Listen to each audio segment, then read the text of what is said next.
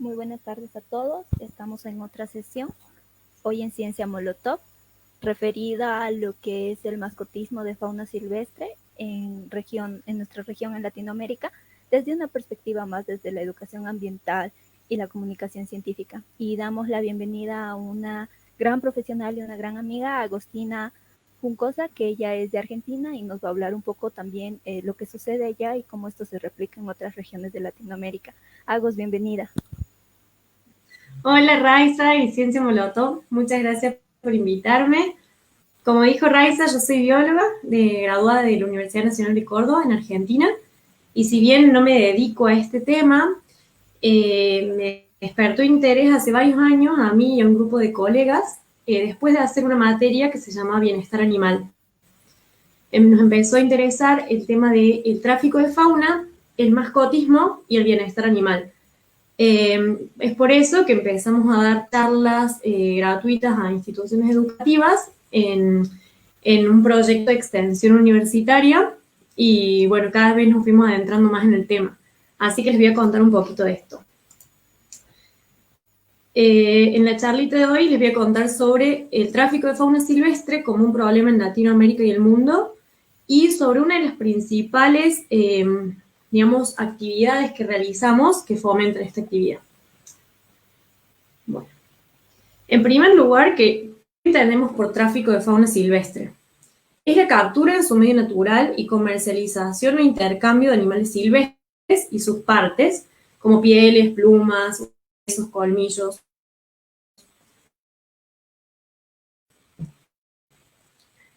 Está catalogado como una que tienen, digamos, distribuidas personas que recolectan animales en su medio natural, las transportan y las comercializan.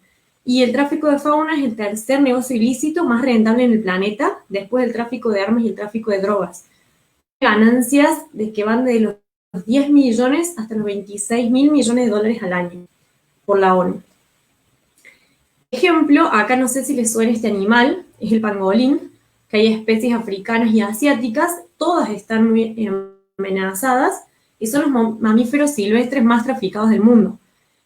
Ahora con lo de la pandemia de COVID se habló mucho del pangolín porque al ser uno de los mamíferos más traficados era como un posible, era el posible en origen de la pandemia en los mercados de carne de Wuhan.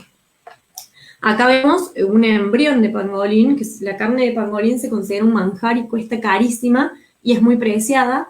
Y acá vemos las escamas de pangolín, que para esto es digamos, para lo que más se los captura y comercializa, ya que tienen mucho valor en la medicina tradicional china.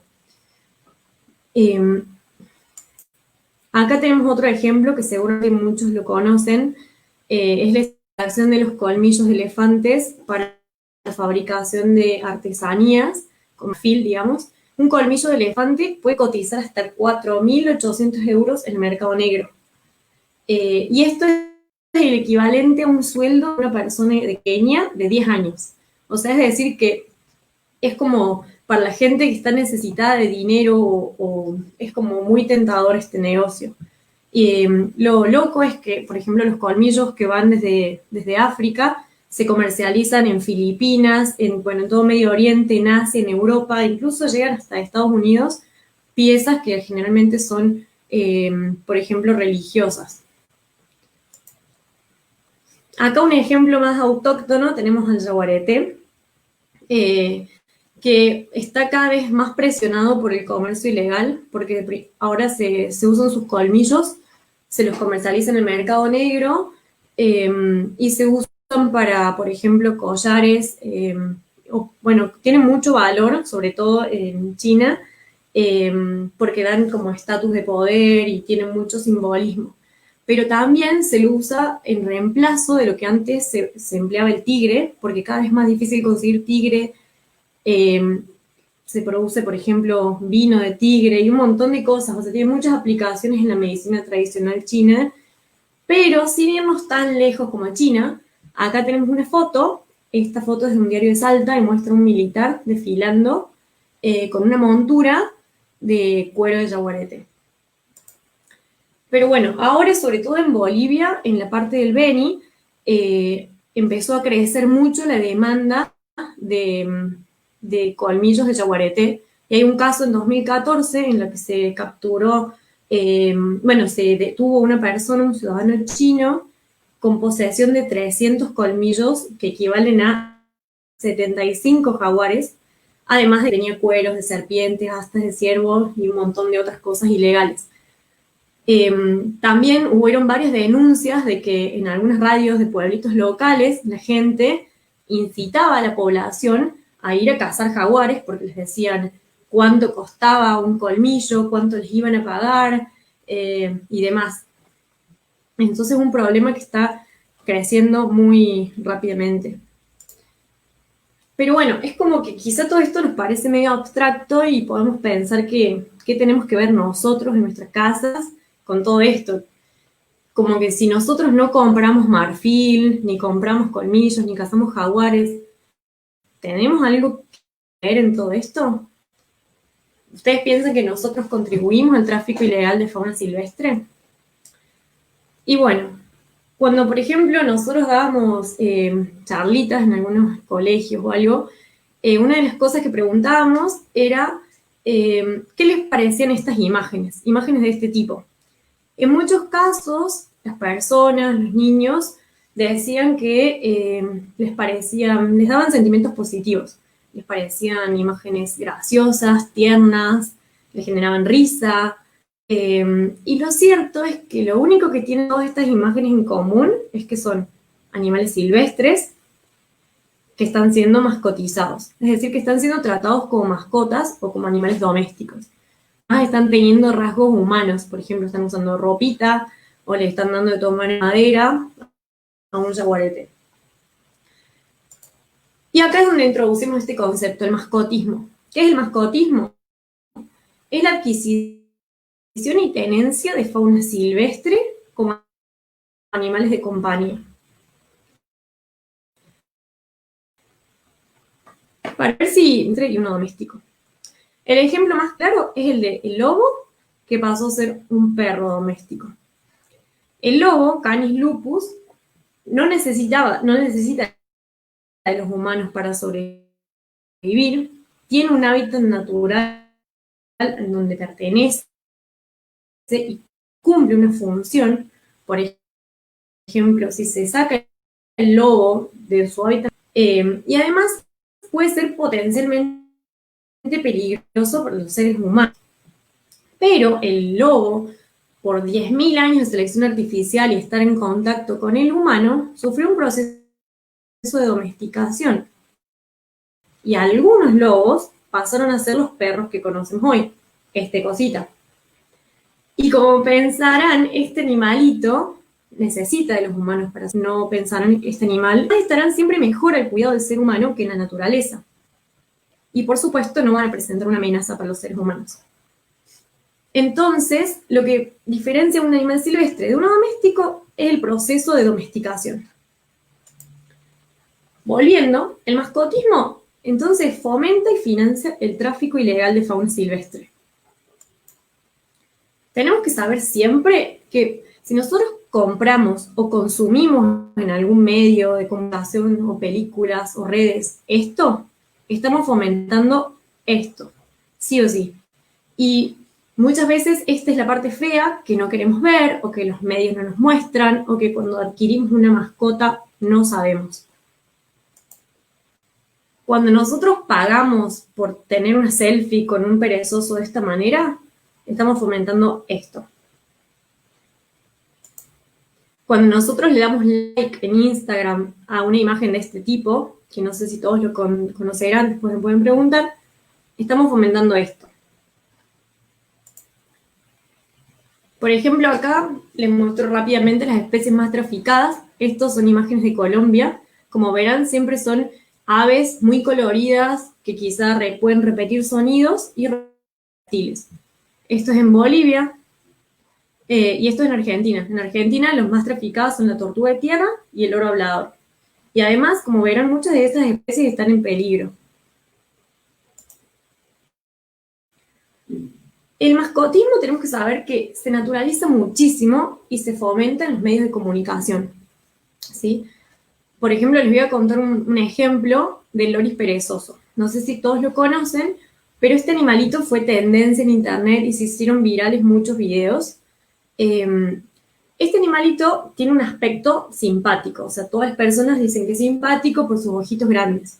Lo cierto es que tiene ojos grandes porque es nocturno, entonces la luz lo daña terriblemente, queda casi ciego. Y se viralizó videos de un loris que le estaban haciendo cosquillas.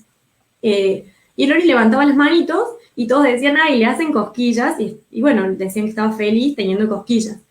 Lo cierto es que este animalito es un mamífero, es venenoso, y cuando levanta las manos así, significa que está súper estresado y está activando su único mecanismo de defensa, que es producir un veneno que se hace en unas glándulas que tiene el codo y que se inyecta con los dientes. Pero lo que no sabemos es que para que este animalito sea una mascota en una casa, le extraen los colmillos sin anestesia antes de comercializarlos. ¿Sí? Entonces tenemos que ser conscientes de que también nosotros al hacer virales cosas de este tipo, estamos haciendo que la demanda se incremente muchísimo y poniendo a todos estos animales en un riesgo terrible. Bueno, algo que hacemos mucho nosotros es humanizar los animales, ¿sí? En todos estos videos lo vemos, ¿sí? Erróneamente asociamos expresiones animales a las humanas y malinterpretamos sus comportamientos. Por ejemplo, en este caso, que decimos que el loris tiene cosquillas, cuando en realidad es una demostración de un estrés muy fuerte. Bueno, cuando las leyes solo quedan en papel, rápidamente, porque el comercio de animales silvestres está prohibido en muchos países y estados del mundo, e incluso hay esfuerzos internacionales para frenarlo. Pero pese a ello, sigue pasando, y es quizá porque de las leyes a los hechos a veces hay un largo camino. Por ejemplo, si uno tiene el dinero, no es muy difícil adquirir estos animales. Yo hice una búsqueda, la primera que me apareció, y me llevó a una página en Facebook, esta que vemos acá, en la que hay imágenes de tigres de bengalas en una cama, o jugando con un perro. Y por supuesto, hay mucha demanda. Se ven un montón de comentarios de personas que piden monos, que piden tigres de bengala, que preguntan precios de halcones y demás. Y bueno, ¿por qué América Latina puede ser una fuente de animales silvestres para el tráfico? Estos son algunos ítems que voy a decir. Por ejemplo, en primer lugar, por su gran biodiversidad. ¿Sí? América Latina tiene una gran diversidad de aves, de todos los colores y tipos que nos imaginemos, y tiene mucha diversidad de felinos, de reptiles, y que en otras partes del mundo se ven como muy llamativas y son muy atractivas. Además, también, como en nuestros países, existe mucha pobreza, y quizá eso ayuda a que, bueno, personas que están en necesidad y que también no conocen mucho, se vean tentadas o quizá sean un blanco fácil de los traficantes que les ofrecen un poco de dinero por ir a colectar animales en su medio natural. También está la falta de educación, porque muchas personas no conocen cuál es un animal nativo, uno silvestre, digo, uno exótico, uno doméstico, uno silvestre. No saben, no tienen en cuenta las enfermedades, no tienen en cuenta el daño que le pueden hacer al ecosistema, ni nada de eso. Pero también está la prensa amarillista, porque muchas veces no se dan cuenta del daño que pueden causar al difundir alguna noticia, e incluso a veces con muy poca responsabilidad dicen cosas que terminan aumentando aún más la demanda de estos animales. Por supuesto, la falta de aplicación de las leyes y algo más que voy a agregar, por ejemplo, en Argentina, no es que no se apliquen las leyes, sino que no hay un acuerdo, digamos. En la provincia donde yo vivo ahora, que es Córdoba, está el centro del país, y es una provincia que tiene una ley muy estricta de los animales que se pueden tener como mascotas y los que no.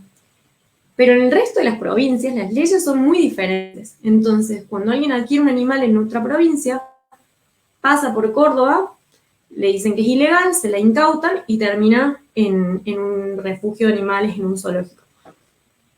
Y bueno, y por último la corrupción, porque por más que existan las leyes, sabemos que en muchos de nuestros países también hay mucha corrupción. Quiere decir que la persona que tenga influencias políticas o el dinero puede sortear fácilmente las autoridades y salirse con la suya.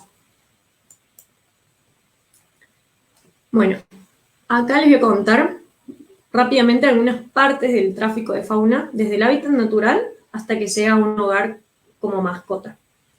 En primer lugar, cuando el tráfico de fauna pone en peligro las poblaciones silvestres por la extracción desmedida de ejemplares de su hábitat natural. Y es una de las principales causas de extinción de especies, ¿sí? Como no es una actividad regulada, no hay un coto, digamos, no hay un límite de ejemplares que se pueden extraer de su hábitat natural, sino que se hace de manera descontrolada. Durante el transporte, el 90% de los animales silvestres muere por condiciones como hacinamiento, estrés, privación de alimento y agua. En esta etapa se compromete gravemente el bienestar de los animales, ¿sí? Y les pregunto, aunque no me pueden contestar, ¿por qué creen que una cacatúa que vemos acá dentro de una botella deba viajar así? ¿O por qué creen que hayan tantos loros en esta jaulita? Bueno, la respuesta es que el modo de transporte tan cruento que estamos viendo es porque esta actividad es ilícita, entonces genera que los traficantes quieran esconder su mercancía para que no sean descubiertos. Y es por ello también que los animales al viajar en esas condiciones mueren en mayoría. Es decir, sacando 10 animales del bosque, en el transporte se mueren 9. Bueno, y una vez que llegó nuestro animal a nuestra casa, como una mascota, ¿qué sucede? Esto puede facilitar el traspaso de enfermedades de animales a humanos y viceversa. La citacosis, por ejemplo, que ocasiona los loros, o la salmonelosis de los reptiles, ambas enfermedades se asocian a las heces de los animales y también puede desencadenarse porque al adquirir un animal de origen desconocido no sabemos el estado sanitario de ese animal. Y además, si tuvo un transporte como el que les acabo de mostrar, es probable que pueda contraer enfermedades.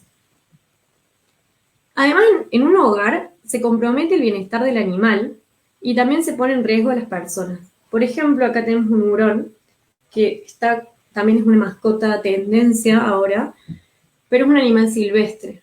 El hurón, ¿qué pasa? Tiene unas glándulas anales que le sirven para comunicación con otros ejemplares y que también le ayudan a que tenga una buena salud, le ayudan a su sistema digestivo para defecar, digamos, básicamente. El tema es que esas glándulas generan un olor que a las personas no les gusta, entonces muchos dueños le sacan esas glándulas sin pensar en absoluto el bienestar del animal, que termina teniendo muchísimos problemas de salud y dificultades. Es un solo ejemplo, ¿no? Y por ejemplo, se pone en riesgo a las personas, como vemos acá, una imagen que también se hizo viral, de una bebé de 1 año y medio que juega con una pitón de 4 metros de largo. Otras cosas que ocurren cuando tenemos una mascota de ese tipo en nuestra casa es que muchas veces llegamos a una conclusión de que no queremos tenerla más, por ejemplo, que nos damos cuenta que no era realmente una mascota o que no tenemos el dinero ni las instalaciones para mantenerla. ¿Qué ocurre?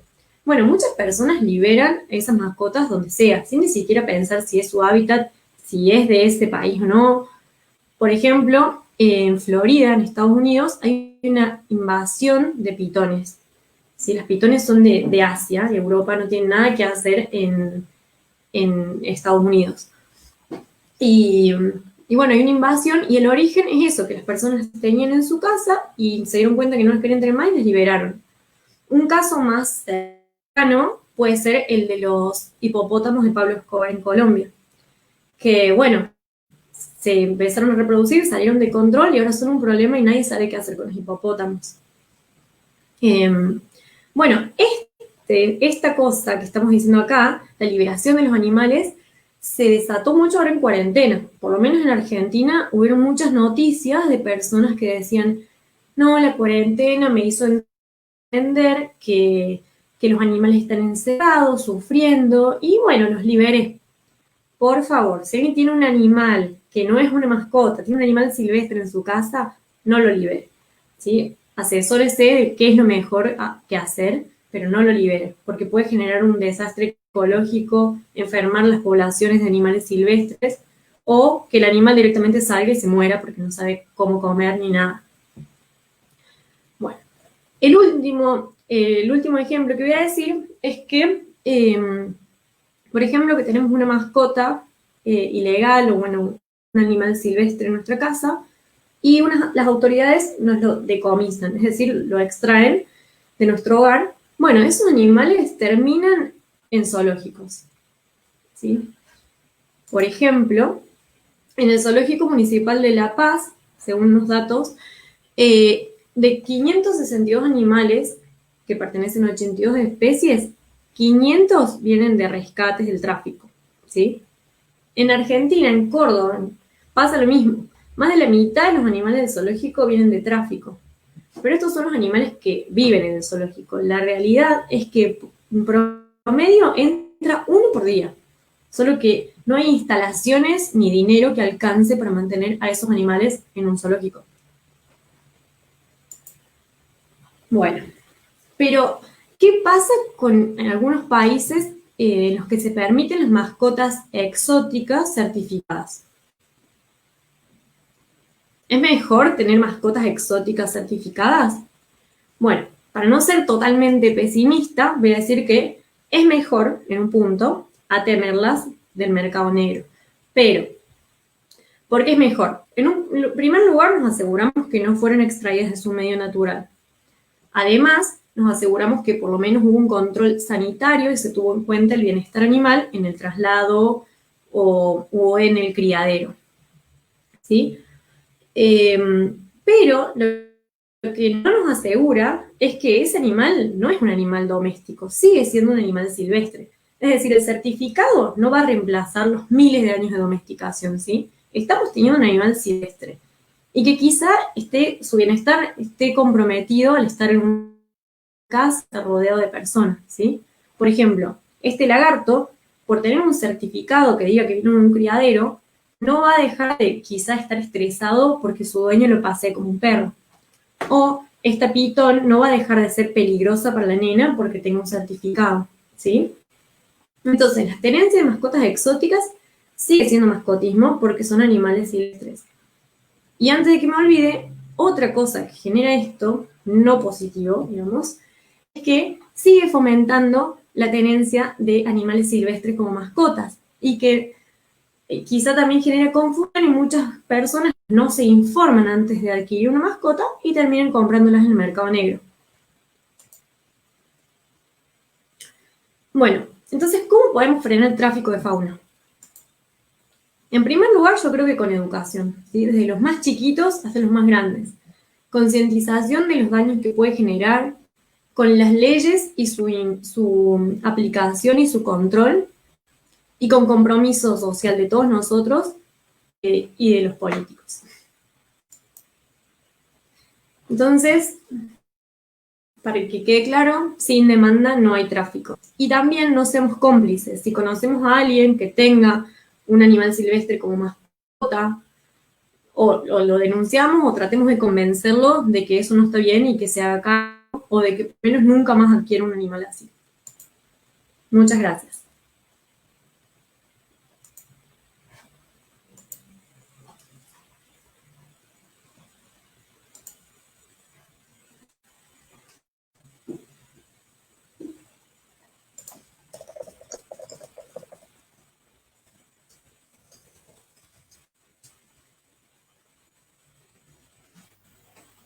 En otros agos, perdón, estaba silenciada. ¿Sí? Muchas gracias por la explicación, por ser tan claro con todo lo que nos has mostrado, y creo que también es una realidad que muy pocas veces se ve, ¿no? Se intenta endulzar mucho este tema, pero es una realidad muy cruda y es algo que está pasando en Bolivia. Recientemente hubo un conflicto grande, es algo que también pasa en Argentina y en otras regiones de Latinoamérica, porque no hay un control. Entonces, muchísimas gracias. Tenemos 3 preguntas en Facebook que te las voy a hacer. A ver. Y bueno, las respuestas van a ser medio hacia Bolivia y Argentina porque tenemos público de ambos países. A ver. Una de las preguntas dice, ¿los animales que se trafican son vendidos dentro del mismo país de donde proceden o se transportan a otros lugares? ¿Se sabe ¿cuáles son los países de mayor consumo de animales radicados? O sea, Sí, me olvidé de decirlo en la charlita, se me pasó, pero la demanda es tanto interna como externa. En Argentina, por ejemplo, el consumo de tortuga terrestre como mascota es una, o sea, la tortuga terrestre es una de las mascotas más comunes. Cuando preguntábamos a las personas, todo el mundo había tenido una tortuga de mascota y nadie sabía que era un animal silvestre en peligro y que estaba prohibido tenerlo. Entonces, el consumo muchas veces es interno, por ejemplo, en Argentina, de la tortuga de tierra, del loro hablador, pero también hay consumo externo. Y los principales compradores de los animales más raros y demandados son Europa y Medio Oriente, según los datos. buenísimo, muchas gracias. Sí, Acá hay otra nada. pregunta que dice, interesante ponencia, ¿a qué autoridades se podría denunciar este tipo de ilícitos? ¿Conoces qué atribuciones podrían tener dichas autoridades? Me refiero a requisar bienes o los animales y derivarlas a refugios o detención de los infractores. No sé cómo funciona en Argentina. Sí. Por ejemplo, en el caso de Córdoba, existe la policía ambiental. Creo que cada provincia tiene su lugar, digamos, donde uno puede denunciar, y lo único que hace la policía ambiental es incautar el animal, digamos, y después se evalúa una multa. Pero es un delito excarcelable, y yo creo que hay muchas autoridades dicen, no muchas autoridades, muchas personas eh, ambientalistas o proteccionistas dicen que no puede ser tratado de esa manera como un delito excarcelable, siendo que es un problema tan grave a nivel mundial, digamos. En algunos casos las personas salen impunes. Es más, en Córdoba, si uno tenga un animal silvestre como mascota, puede llamar uno mismo a esa autoridad para que le retiren el animal y no le hacen una multa. Ya la segunda vez te hacen una multa. Bueno, en Bolivia tenemos Mm. POFOMA, que es la policía que se encarga, es una división de la policía que se encarga para estos rescates. Entonces, en Bolivia se puede hacer la denuncia a POFOMA y también al Ministerio de Medio Ambiente y Aguas, perdón.